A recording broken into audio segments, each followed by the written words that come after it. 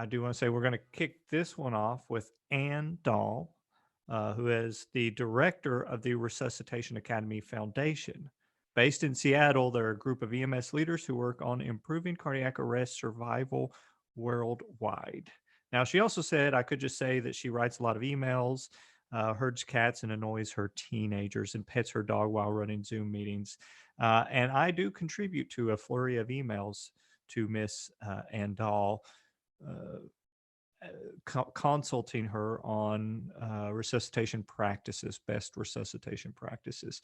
And we are very grateful for Ann at our service. And as she brings a wealth of knowledge, she brings a wealth of knowledge to this conference. Thank you. Hey, everybody. Thanks for the kind introduction. So I'm Ann, and I'm in Seattle today where it's raining, no surprise. Dr. Levers, I wanted you to know that my shoes are not tied right now, but I did put on lipstick for you all, which is a pretty big deal here in Doesn't count. Get down and lace them up. All right, so I would like to talk to you all about something that I'm standing for personally and my organization stands for, and that's to create a world where no one dies from cardiac arrest. So to really start this conversation, we need to look at the big picture of data and what's happening with cardiac arrest as a public health issue. So, hold on. Can't advance. There we go. So this is how many people die a day in the United States from cardiac arrest. Can you imagine the media attention that this topic would garner if it was framed in this way? And there's many reasons that it's not, that then we all have ideas on, but that's the sheer number of people that we're talking about. Cardiac arrest is not a reportable disease yet. But the closest thing we've got to a national database is the CARES database. Tom Duplay referenced it earlier.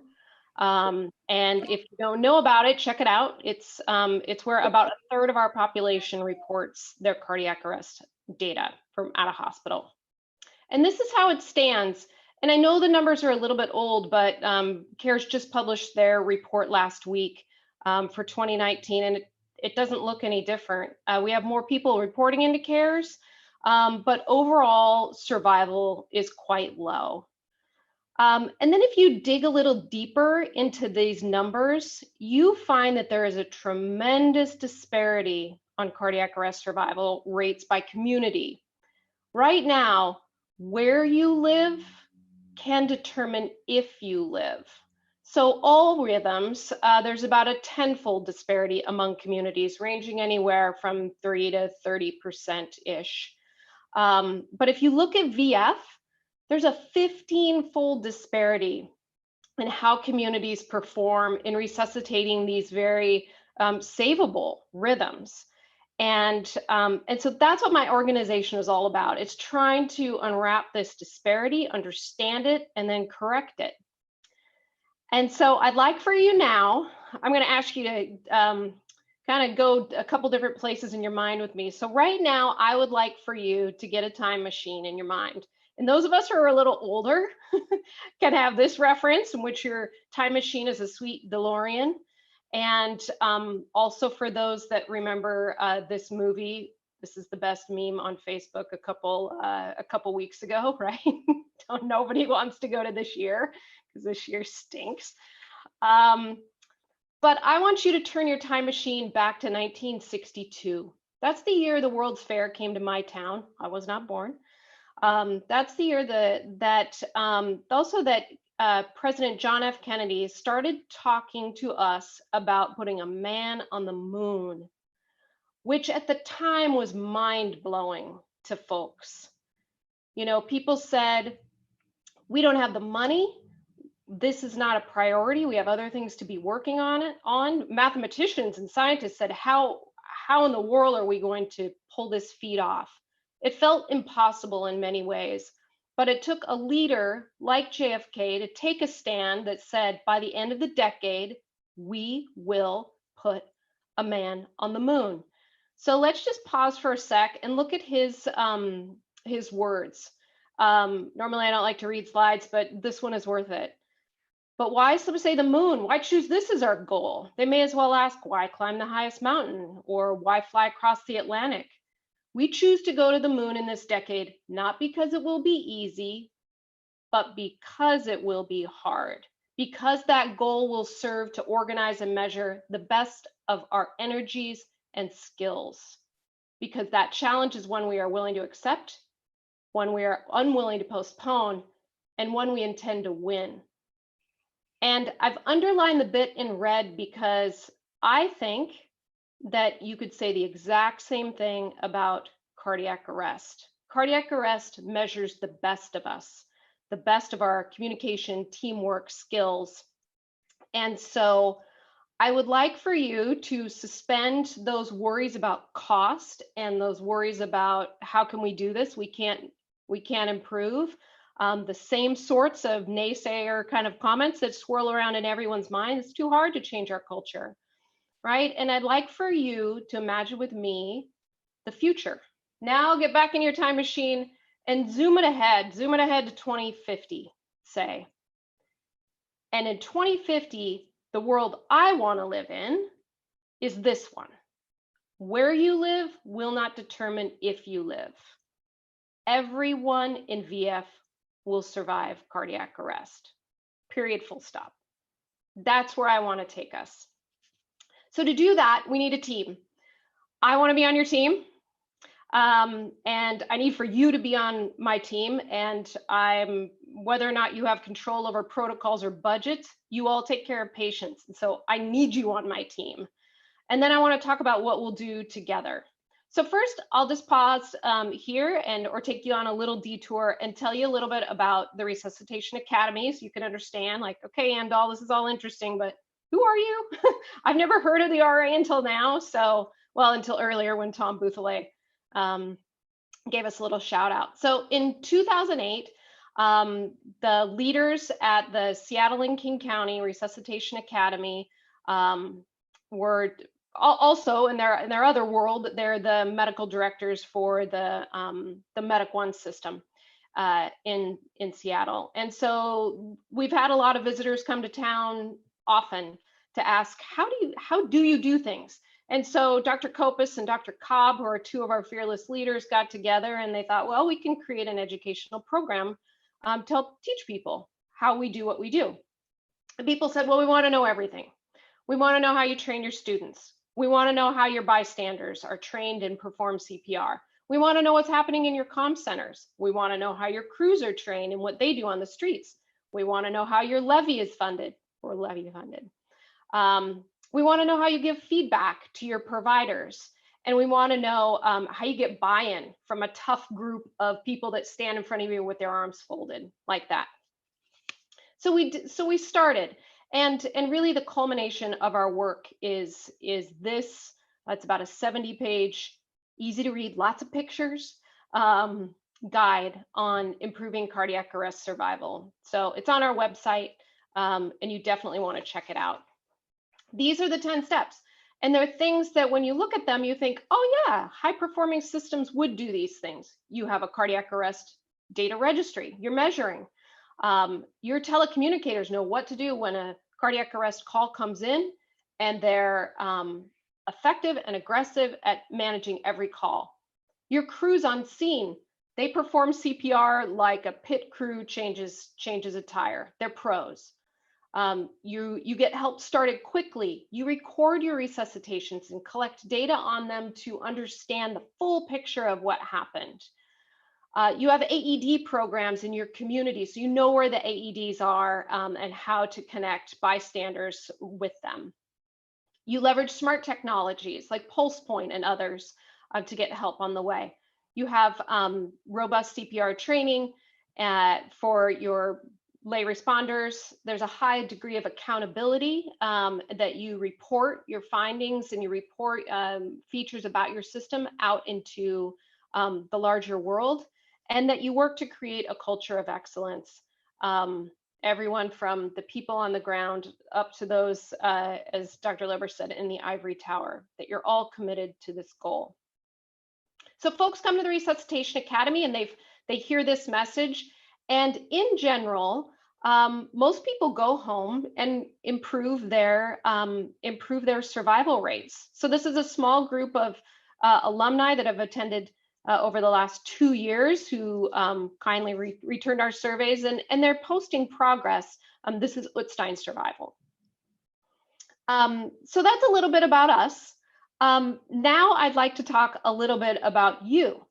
And if you're inspired, and I hope that you are, to help change your EMS system, you need to have a mission, right? You need to have swagger. You need to be like these 3 guys, right? You're feeling cool, you're feeling confident, you're gonna rock it. And together with your teams, you set a goal, and you agree that this is what you want to do as an agency. But as we all know, there are stumbling blocks in the way, right? Those things that we talked about before. It's going to cost too much. I feel like a lone wolf. I need more internal champions. We don't have the people power. You know, there's no prioritization for QI in my agency. What do I do? And they say, thanks, Andal, you think success looks like the chart on the left, when really it looks like the chart on the right in my agency. And it is for everyone, right? We're all involved in this iterative process, right? It's a step-by-step process of making improvements in patient care. So my challenge in my organization is, how do I get you from here to get to the big ideas? And so what we like to do is we like to encourage people to think about what needs to be true. So you set a big goal. This is the first question that we encourage folks to ask themselves. What needs to be true for me to be able to set my goal? Say my goal is to have 100% recognition and coaching in cardiac arrest calls in my comm center. Because if I did that, I could leverage just-in-time TCPR training in every cardiac arrest, which, when you remember Tom Bouthellet's slope of death, if we can save time to treatment, that's a huge bang for your buck. So I wish I could have 100%. That's my goal. But that might not be realistic today. So what would it take for that to be true? Well, for that, everyone would need to feel confident at performing their jobs and managing cardiac arrest cases. Okay, what would it take for that to be true? Well, I guess we're going to have to increase our quality improvement activities. We're actually going to have to start collecting some data and feeding it back to the people who are doing this work. What would it take for that to be true? Because 100% doesn't seem possible, but maybe 50% is. Okay, so maybe 50% is, you buy into 50%. What would it take for that to be true? Well, I guess I'll start by building a team. What would it take for you to build a team? I think we all know that. Just call a meeting, right? Floyd Miracle called a meeting and you got 700 people to register, and 200 people showed up today. That's amazing, right? So it's this process of asking yourself what needs to be true. Another piece is to open your mind, right? We're always telling ourselves things about what can't be done. I'm no good at these types of calls. This is the hardest patient. I don't know how to, I don't do well with these patients. She always does X, Y, and Z. Heme always makes that hard for me. Those types of things that we all have on repeat in our minds. So I'm asking folks to clear your mindsets, open your minds, and reevaluate your assumptions about what can be done. And to do that, you need to start building a coalition of like-minded people that are willing to open their minds, people with vision, people who come prepared, people who are interested in studying data, people who have ideas, even if they're not possible today, and people who are committed, truly committed to collaboration. And if you can assemble a great group of people like that just in your agency, even if it's only 2 or 3, that's a great start, because I think everybody wants the same thing, which is to do better for patients. So I'd like to give you a quick example of one community that is my hero community. It's the one I have so much respect for. And of many, I have many. And Tom gave great examples earlier today. So always I give a shout out to South Carolina and Hilton Head. But the people in Detroit, the good people in Detroit, have done amazing work. So they published, someone at Detroit, I should find out who, had the great courage to publish that there were no survivors from out-of-hospital cardiac arrest. And that was probably over 10 years ago now. That's real courage, right? But it gives the recognition that we need to improve. So they published this report in 2017 in the American Heart Association Journal that you can check out. And here are the things that Detroit did to save more lives. They kind of did them all at once. They trained all of their telecommunicators in TCPR, where that was not happening previously. They transitioned, as some of you probably know, they transitioned the structure of their response service entirely. So they trained 800 firefighters who are dispatched now to cardiac arrest since they were trained as EMTs. They shaved, look at that, folks. That's a huge reduction, a huge shaving off of time in response time. That's hard to do. They now collect and report data into CARES.